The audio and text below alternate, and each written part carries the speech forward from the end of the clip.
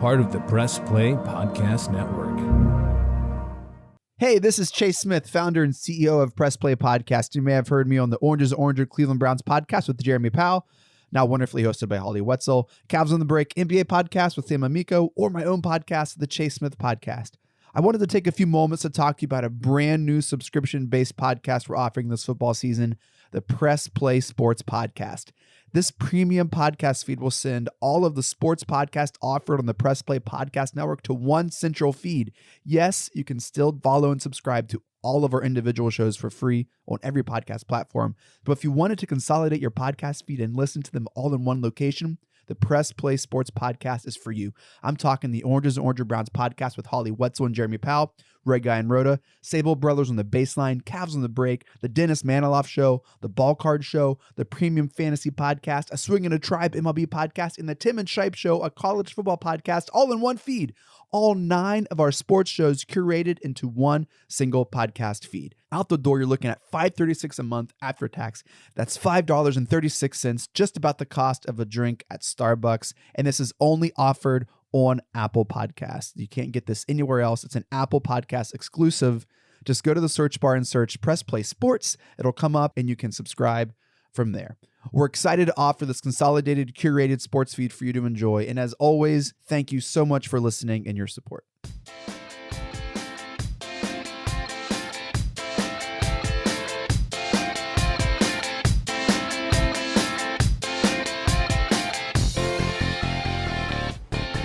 Welcome, everyone, to the Sabol Brothers on the Baseline podcast, part of the Press Play Podcast Network. I'm Scott Sabol.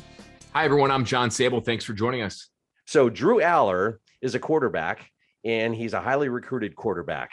It's interesting because he's an athlete that's just starting out his career, whereas the people we've just talked to over the weeks have been coaches or players that have either already established themselves in the business of professional sports, or they've already had their careers and it's in their rearview mirror. So talking to Drew, it's going to be an interesting perspective. Absolutely. And the interesting thing is we're going full circle here in some of the early episodes we've had on this podcast, like Scott just said. Drew Allar, a young man out of Medina High School in northeastern Ohio, number 1 quarterback recruit out of the state of Ohio, and also a big recruit nationally too, for many different publications. So this is a young man who is committed to Penn State. We're going to talk to him about his recruiting process.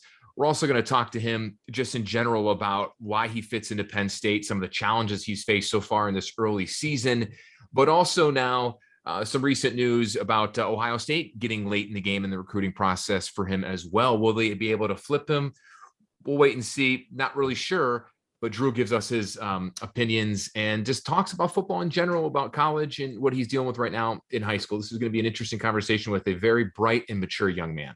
Yes, absolutely. And we'll get to know him as a person as well. You know, we can't forget about there's life outside of football. And especially when you're in high school, that's certainly a big deal. So our conversation with Drew Allar coming up right after this.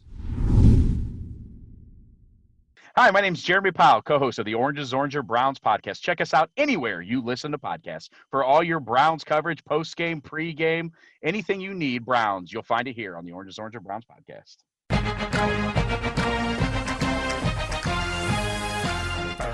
Hey, it's Tito, host of the Premier Fantasy Podcast. Get all the news and analysis you need to dominate your fantasy league. I've been doing this as long as anybody in the business. I can help give you the edge in your leagues. It's the Premier Fantasy Podcast, part of the Press Play Podcast Network. The R&R podcast going to be rocking and rolling with you because football season is underway. College, Ohio State, the Power Fives, the MAC, the Browns. Michael Regai, are you ready to rock and roll with some football?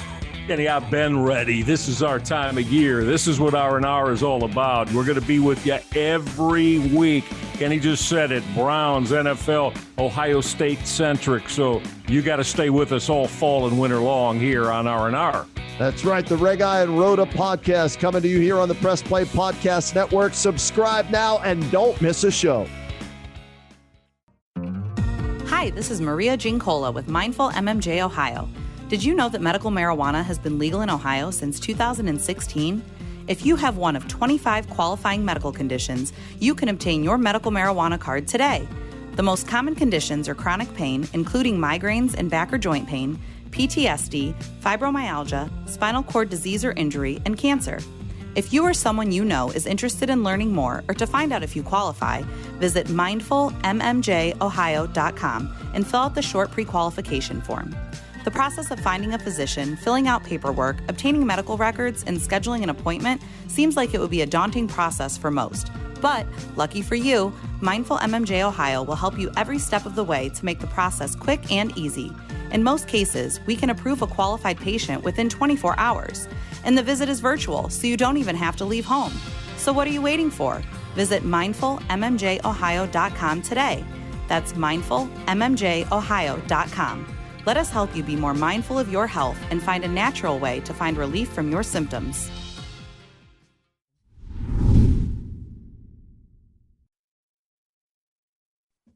Welcome back to Sabol Brothers on the Baseline, part of the Press Play Podcast Network. Hi again, everyone. John Sabol along with Scott Sabol. We have a very special guest, the youngest guest so far we've had on the network in our podcast. He is a senior quarterback for the Medina Bees here in Northeastern Ohio. Today's guest is Drew Allar. He is also the 4-star recruit, number 1 quarterback in Ohio, the number 7 quarterback in the country, and the number 92 player overall. This according to 247 Sports, and he's a Penn State commit. Drew, welcome to the podcast. How you doing? Thank you. I'm doing good. Thanks for having me. So, Drew, let's set the stage first, because a lot of our listeners are from out of Ohio and out of Northeastern Ohio. So Medina, Ohio, it's a suburb of Cleveland and Akron, and the Medina Bees high school football team, it's a Division I program. And Drew, the team has started out extremely strong, very similar to how you guys finished up last year. You've had some big wins early on. First question for you, Drew, is talk to us about the Medina high school football program and what role it's played in your development. Yeah, it's really been a big part of my development since my sophomore year, really, just with all my teammates and all the classmates in my grade, and then really the coaching staff developing us all since our freshman year, and just us bonding together really and picking up where we left off last year. It's really helped me a lot. Drew, what's been the biggest challenge for you so far in this young senior season? Probably just the teams we've been facing. We faced 4 really tough teams that are usually really good in their own conferences. And just how many different defenses we've seen. First game, it was all man coverage in our face. And then the next 2 games, they were kind of backed off, not bringing too much pressure. And then last game, it was a lot of mixing it up, bringing 4 or 5 or dropping back 8. So just seeing how many different defenses we've been presented as far as the offense, that's been the most challenging part, but it's also really good because we've seen everything, so we know how to attack everything. And for anyone listening to this, maybe outside of the Northeastern Ohio region or just, college football fans that love following recruits and maybe not familiar with Medina High School, who is your biggest rival and what makes them so tough? I'd say our 3 biggest games year in and year out are Brunswick, just because they're a crosstown rival of ours. I've grown up with a lot of those kids over there, and they're super well coached. They're super similar to us in our offenses and defenses. And then I'd say Menor or Eds, and Eds are our next 2.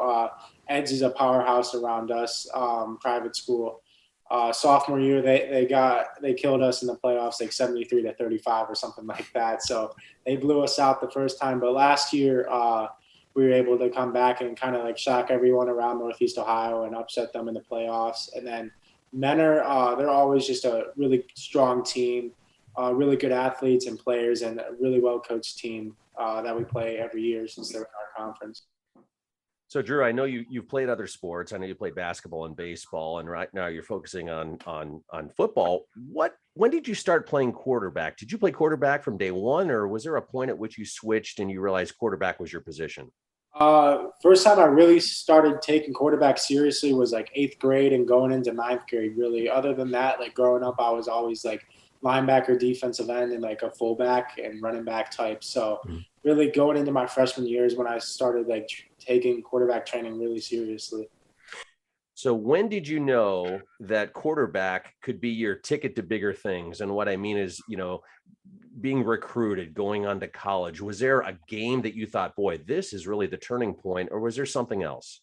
I never really pictured any of it really. So it's been kind of like a surreal and crazy process at the same time. But I guess when I started recognizing that I had something that I could like be really good at was probably the end of my sophomore year is when I starting varsity when we played Brunswick and then we played Eds. So, I mean, I played pretty well in those games, even though Eds, they got the most of us, but I played pretty well in that game, and so did the receivers and offensive line. So I guess that's when I really realized that I could be really good.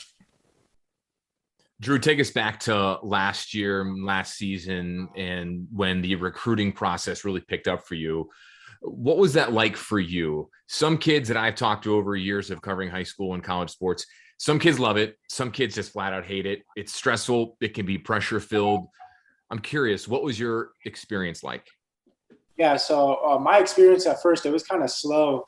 So I got like going into my junior season, I had 4 offers from like Pitt, Akron, Central Michigan, and Toledo. And then really, and when we beat Edge is when it started to pick up too, because I think that's when Iowa State, Princeton, Penn State all offered in the same weekend, really. So it kind of started off slow for me. And then once the season ended and the new year started is when it started really picking up for me with all the rest of the offers that I was given. So they came in spurts, I guess. So they all started piling up quickly at some points. So, Drew, this past summer, I know you took a trip out to California, and I believe it was the Elite 11 finals. Yeah. Explain what that is exactly for listeners who don't know the process of recruiting and taking trips like this. Explain what it is exactly and what it was like to fly across the country into basically foreign territory. I mean, California seems like a world away, especially when you're a young man like yourself. Oh, yeah. So the Elite 11, it's really just a group of 20 quarterbacks every year that get invited down to wherever the finals are. This year was in Los Angeles, like you said, but really it's where the top high school quarterbacks are given an opportunity to, like, I guess, put on their showcase their talents. Really, they've had a lot of NFL quarterbacks and a lot of great college quarterbacks go through there. Like this year, they had Justin Fields and Trevor Lawrence, who got drafted in the first round, that were finalists for them. So they definitely have built up a reputation in developing like some really good quarterbacks over the past like 20 years. I think they've been around, and really it was the first time I've ever been out west. So it was a super cool experience for me and my family because they got to tag along, but it also flew by really quick. Like we got up early in the morning and got back to the hotel late at night, and it was all just, it wasn't really just about football and playing quarterback. It was a lot of like leadership skills. It's probably the biggest thing I took away from it. And I was super grateful for that opportunity just because there were so many great quarterbacks there, and just to be a part of that group was super special. Being a part of that group across the country, was that a little intimidating for you, especially someone who's never been in that part of the nation? I guess I took it on as a challenge just because there hasn't been many quarterbacks from the Midwest and Ohio to be given that opportunity. So I guess I just went in there with the mentality that I just wanted to go out and prove myself that I belong there. As the process of being recruited has unfolded for you, Drew, what's the best advice you've been given, maybe by family, friends, coaches, maybe by college coaches too?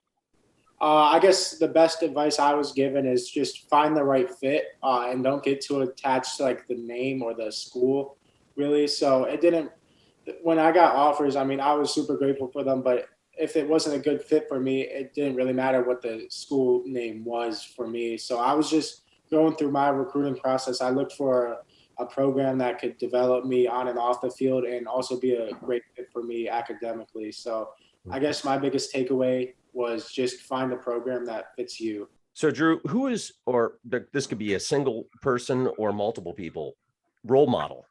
You know, who are your role models? I'd probably say both my parents, just because of how much they've done for me and my whole family, really. So I really look up to them, and I'm super grateful for each one of them because they're always supporting my whole family. So it's super cool. So, Drew, you had a lot of offers. You visited a lot of schools. What makes Penn State's program a fit for you? Really just the relationships I was able to build with the whole coaching staff. I mean, Coach Franklin was one of the few head coaches that reached out to me as much as he did. And just having that relationship with Coach Franklin, being the head coach of a program, was super, super key to me, just because, sometimes the offensive coordinators or quarterback coaches or whatever position coach you're going to colleges aren't always going to be there for your whole career there. And just the stability that Coach Franklin has brought to that program with him being there. I think this is his 8th or 9th year coaching there, and he's there to stay. It was a big thing for me, just because I know I'm going to have the same head coach for the next 4 to 5 years. And really the other relationship that helped me pick Penn State was the offensive coordinator and quarterback coach, Coach Yursich. I started talking to him when he was at Texas this past season. And then obviously he got the new job up here at Penn State, and him being from Euclid, actually, it was just an easy connection to build with him. And he's just super fun and easy to talk to, really. Drew, we'll talk more about Penn State here in a second, but I'm just curious, did Michigan try to recruit you at all? Yeah, they did. I had an offer from Michigan, and they were pretty serious with me too. Just curious, what made you turn them down? I didn't think it would be it was nothing against them or anything like that, but I thought Penn State was one of the few staffs that I had constant communication with, and I could tell I was really wanted by the Penn State staff. So that was the biggest thing for me. It's, of course, staying in the Big Ten. I know Ohio State recently started to recruit you, especially after Quinn Ewers reclassified to the 2021 class. So now they have an open spot for the 2022 class. Is it true that the Buckeyes recently offered you a scholarship? Yeah, it is true. Has that changed at all your commitment to Penn State? No, it hasn't. I think I'm super happy with my choice at Penn State, and I don't think there's another school really that could offer me everything that Penn State could offer me. And I've been a part of this 2022 class for I don't know how long, since back in March, and we've really built it up. So I'm just super. I've became friends with a lot of the commits, and I'm just super close with them. So I don't see any reason why I would make a different decision. Did it bother you, Drew, it took so long for your home state of Ohio State to take notice of you and to give you an offer? Not really, because I knew they have a business decision. They need to find a quarterback that they think is going to take them to the next level. And obviously for growing up in Ohio, it's pretty cool to have an Ohio State offer. But if I never got the offer, it wouldn't have changed anything about them, just because they're looking at it from their standpoint and I'm looking at it from my standpoint, really. So growing up in the Cleveland area, a lot of people are obviously Browns fans, some Ohio State in college. Who were your two teams that you grew up watching at the college and at the NFL level? College, I grew up watching the Buckeyes, but growing up as a pro fan, I was all Cleveland, really. So I'm a huge Browns fan for a while now. My family has had season tickets forever, and I've been going to games probably since I was 6 or 7, really. So I'm glad to see the Browns be the team they are right now. Yeah, only took them 20 years to finally be good. You don't even remember when they were really bad when they first came back. You probably weren't even born yet. No. Hey, Drew, don't feel bad, because my brother was a little kid the last time they were good, and he barely remembers that. That's true. So now that you're in the process, you know where you're going, Penn State, you're starting to build up some big numbers in high school, and you hope to do that in college as well. Do you model your game after any quarterback in the NFL, current quarterback or past quarterback? And if so, who and why? I'd say I don't strictly model my game after one quarterback. I think the best thing to do as a young quarterback is just expose yourself to as many different things as you can. So I'd say the 3 biggest quarterbacks I take from, it's probably Patrick Mahomes, Josh Allen, and Aaron Rodgers, just because they're so well at doing different things. And if I can incorporate some of each skill set of theirs into my own game, it really benefit me. So those are the 3 quarterbacks I kind of watch a lot. What does your little sister and grandparents think of all this that's been going on with you now for the last couple of years and going to be going to college soon? I think it came out that all of us really pretty fast. It's been kind of a surreal experience for all of us, and I don't think any of us could really pictured it. So, they've been by my side this whole time, so I couldn't be more thankful for them either. So, Drew, we got some basic questions for you. Okay, we're going to start. These are just questions that we ask everybody, and we're going to start this question with some entertainment. What's your favorite TV show that you're streaming, and your favorite video game? TV show is probably The Office. I mean, I just like that show. It's pretty funny. I can just turn it on and laugh. So, and then video game, I'm probably Madden. So I'm a big Madden player. Well, you put up like Madden like numbers recently with over 500 career passing yards in one game. That's pretty impressive. And of course, The Office. I'm a big Office guy too, man. Love me some Steve Carell and Rainn Wilson. Yeah. All right, on that same entertainment question, favorite movie? I mean, I have a lot of movies that I really enjoy, but I really like Talladega Nights. I think it's a classic, so I like the movie a lot. Shake and bake, baby. Love that. All right, Drew, before I get to the question here, this is a question I just thought of, and I'm sure your dad's not going to like this, but all right. So let's say you and your dad go in the backyard, okay? And your dad has to guard you and you're the receiver. Can your dad guard you? Or are you going to burn him on a pass? He can't guard me. He can't guard me anymore. Yeah, he might have been able to a couple years ago. But. So, if you could meet one pro athlete, who would it be? It doesn't have to be football. Like meet them? Yeah, meet them. Yeah, if you had a chance to anybody, as a pro athlete, meet them, talk to them, have dinner with them, just something real basic. Who would that be? Probably Baker Mayfield, just because of how much he's done for the Browns this past 3 years. So it'd be pretty cool to meet him and be able to talk to him. Drew, what do you like to do when you're not playing football or basketball or baseball with your buddies? Really just hang out with all my friends that I've grown up with and just relax, really. It's really nice to just have some downtime and just be able to hang out with your friends that you've been growing up with these past years of my high school life. So I've just been hanging out with them as much as I can, really. So we don't want to leave academics out of this because that's very important too. So what is your favorite subject in high school? Right this year it's probably American Affairs. Ooh, that's an interesting one. I would not have guessed that. What's special about that? I guess just learning about like the current state of like just foreign affairs with America and just the American government, really. I've always had like a passion or like just like an interest in learning about government, really. So what about your major? What do you want to major in when you go to college? I have no idea yet. So I'll probably go in undecided for the first semester, and then hopefully I have something picked out by then. Would you parlay your interest of government into like a political science degree, maybe? I'm not really sure. And finally, what is your favorite food? Probably just a cheeseburger or some honey barbecue wings. I always get those when I go out to eat, so I really enjoy those.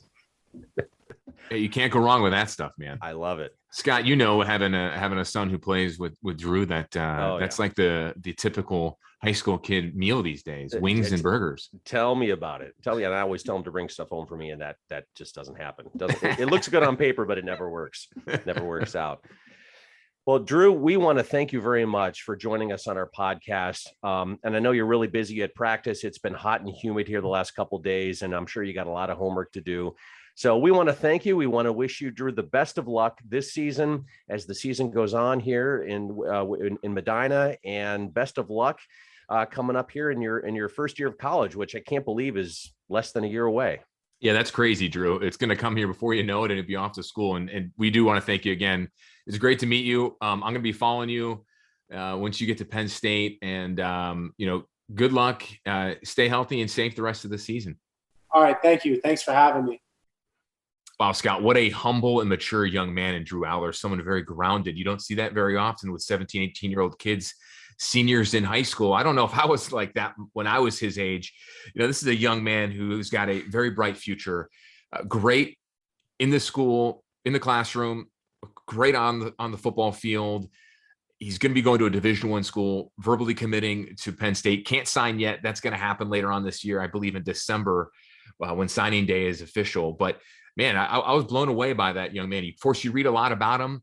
You hear a lot about him, especially with high school football season now already underway in Ohio, just about how great of a player he is. But when you get to know him and you just hear about him as the person, when he talks about his family, that's no wonder why he had big interest from a lot of schools. And he has a presence about him, and I always tell my kids, and I'm sure his parents have told him this, people develop an opinion about you within the first 20, 25 seconds. All right. Mm-hmm. That's just the way human nature is. And he has a presence about him that, you want to like him and he's a likable guy, and he has all the intangibles, looks like obviously he's a great football player, but he's a great person as well. And that's going to take him not only past, his first year at Penn State, but more than likely way down the line as well. Yeah, it's interesting when you look at like these college or high school kids. I've covered many of them in my times in television when I worked in West Virginia and then down here in Florida. You get to know these kids and cover them and really understand who they are, where they come from. And then when they go on in the college, if they're lucky enough to play at a Division I level, whatever sport it is, we're talking football here, and you just get in a habit of just rooting for them and rooting for that school because you're rooting for that young man or that, young woman if she's playing a different sport. It's just a very interesting way of looking at college sports when you look at them, when you follow them. And for someone like you who's, knows him and follows these teams in schools, you see them at a younger age and then they grow up and they mature some more. So it would be interesting for you, Scott, who know Drew way better than I do. I just met the young man, to really see him go to that next level. And you'll see what I mean, really to watch him grow on the field. And you're gonna be like, you know what? I remember when I knew you when you were in middle school or in high school. And we're going to have him on the podcast in about probably like after the holidays next year, right after his freshman year. Mm-hmm. And then just follow him down the line. And it's going to be interesting just talking to him and then, realizing that, he's got a big future and a huge future ahead of him. And I'm looking forward to watching him and look forward to talking to him here in the next, in the months and hopefully years ahead. I might be in the minority on this when it comes to people that cover these kids, but I always find it very interesting and intriguing what they go ahead and major in. When you have someone like a Drew Allar, who is a very young, mature, humble, smart kid, and he doesn't know what he wants to major in yet. A lot of kids don't, but when he goes to school, I always like to see, and you follow up them later, what did you end up going into? And I couldn't help but think of like the political science point because, his government. His favorite class. I mean, his favorite class was basically around geopolitics, basically. And that's not the name of the class. And I'm like, I wasn't expecting that. I was expecting, okay, I like English, math, science, biology, whatever. No, it was that. And, especially in the era that we're in our country and around the world, to have a young man that's interested in that. Yes. That's in my opinion, that's a big deal. But, if you really think about it, Scott, knowing a guy like him, who's a quarterback, I guess it kind of isn't that surprising. That's because true. A quarterback who's so smart, he can read a defense. He has to think on his feet. He's the leader, whatever. So now you're looking at like the political side, or you're looking at like government, social study type, history type, it's classes. Big picture stuff. It's big picture, heady stuff. Right. It's kind of similar to like a playbook in a way. You're I don't know what kind of a silly analogy that could be, but you know what I mean? I know what you mean. Sure. Yeah. Sure. Yeah. It's going to be fun rooting for him. And someone who obviously roots for Ohio State, that grew up was rooting for Ohio State, and he grew up rooting for Ohio State. I'll be, when they play Penn State, when he's on that team, I will definitely be rooting for Drew Allar because, man, that's I can't wait to see where he goes and how well he develops and matures in his career at college, because he won't disappoint. That's for sure. He definitely will not disappoint. And, he's got a great season so far. I know the season's young, and Medina looks to be poised to do some damage down the road and into the playoffs. Mm-hmm. Well, we want to thank you and everyone for listening to this episode of Sabol Brothers on the Baseline podcast right here on the Press Play Podcast Network. And if you want to get in touch with us on the show, if you want to ever send us some questions about some of our guests that we're going to be doing some social interaction coming up here when we talk about more Browns football and some players coming up. You can tweet us at the show at Sabol Bros, at Scott Sabol FOX8, and at John_Sabol. Those are our three social media accounts on Twitter that you can reach out to us. And remember, you can follow us and subscribe to our podcast on Apple and Spotify. We appreciate all the listenership Absolutely. and subscriptions that you guys have been able to give to us so far here in the last 2 months that we've been doing this. So, Scotty, any last words before we say goodbye? No, I think we've done enough damage today. Sounds good. Hope you enjoyed this episode of Sabol Brothers on the Baseline Podcast right here on the Press Play Podcast Network. Take care.